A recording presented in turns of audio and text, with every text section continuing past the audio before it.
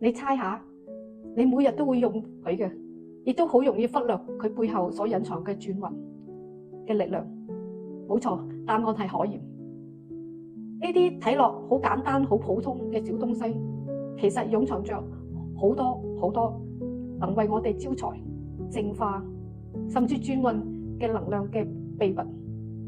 今日我帶俾你哋揭開海鹽靈性能量嘅秘密。Hello， 大家好，我係 Monica， 潛意識顯化嘅教練，專係幫助30至50歲嘅女性擺脫匱乏嗰種負能量、唔安全、唔被認為、唔被愛嘅負能量，甚至唔值得、唔配得、配唔上嗰啲負能量，幫佢哋顯化金錢與我價值、自我嘅價值。過去我已經幫助超過100幾位嘅女性，大部分嗰啲係媽咪級嘅，同埋職場嘅女性，又要顧及家庭、小朋友，又要做工，呢啲咧，佢哋甚至做完之後，佢可以財富自由，生活更加理想。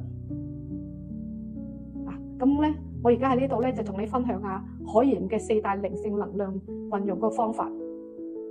第一點就係門後面可以放一啲海鹽，我哋做乜嘢？守住財氣咯。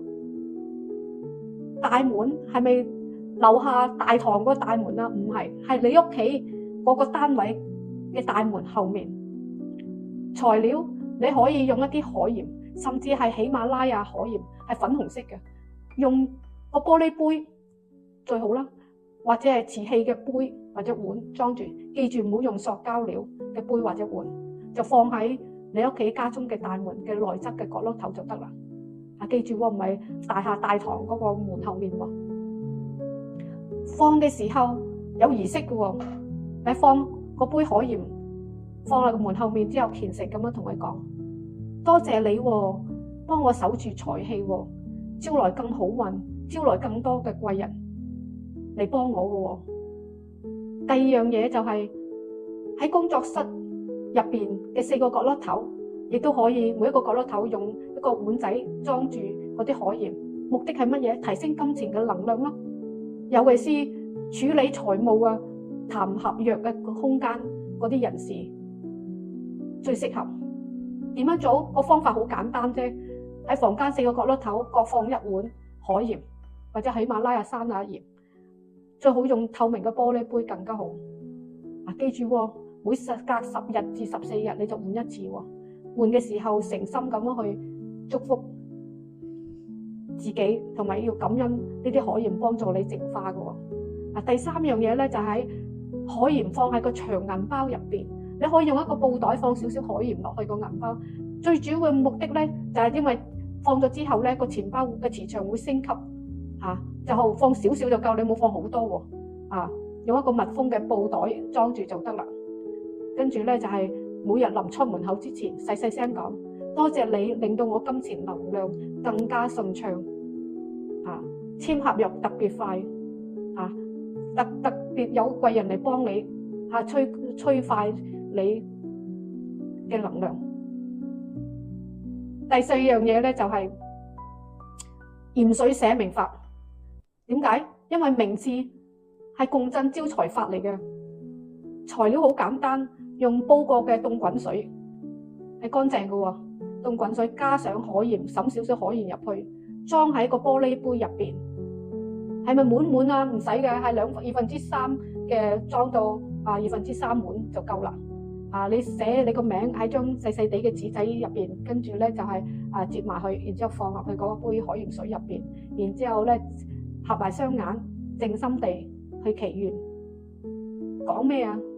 每個人都唔一樣嘅，我咧就會講令我個財富好似潮水般咁樣湧入嚟，甚至我瞓緊覺嘅時候，嗰啲財富都湧入嚟嘅，係連連不絕嘅，又好輕鬆地嘅，情況一直都好樂觀落去嘅，咁咧就隔日咧就將呢個鹽水咧就倒入去自然嘅環境入邊，甚至沖落個馬桶，係回歸宇宙嘅。咁我哋咧就要試啦，睇下係 work 唔 work 喎？啲人就有問得唔得㗎？咁你咪試下睇下咪知咯，教你點樣睇啦嚇。咁咧能量點樣去維護咧？就觀察下嗰啲小幸運嘅情況。如果你發現啲海鹽變黑色嘅，甚至受潮嘅，已經係代表裝滿住嗰啲雜嘅負能量，你就要立即換咗佢。每次換鹽水嘅時候，記住喎，要向啲舊嘅鹽水講感恩喎嚇，多謝你守護住我，辛苦晒嚇。咁喺觀察生活上面有冇少少嘅改變，例如，咦，今日無端端有人請我飲奶茶喎，平時呢個人好孤寒嘅嚇，9萬年都唔請你飲一次奶茶嘅，佢突然之間請你飲奶茶嘅喎嚇。又或者個舊客以前好似嗌契弟咁樣樣，叫佢簽合約，佢都唔簽啊。佢突然間轉咗死性 call 你去簽合約嘅喎。又或者樓下搭 lift 嘅時候喺大堂啊，無端端有個唔識嘅鄰居向你微笑 say hi 喎。呢啲都係證明能量開始流動嘅證明嚟嘅。咁如果你想了解更多呢啲能量嘅用法、空間淨化，甚至係招財嘅技巧，你都可以喺留言區打上我想要更多海鹽嘅用法嘅技巧。我係 Monica， 將會下一集咧會同你分享更多真實見證同埋海鹽實用嘅方法。立即訂閱我嘅頻道，同埋打開呢個小鈴鐺。我會為你準備了一份免費嘅禮物，所以咧立即預約一份價值1000蚊免費顯化諮詢，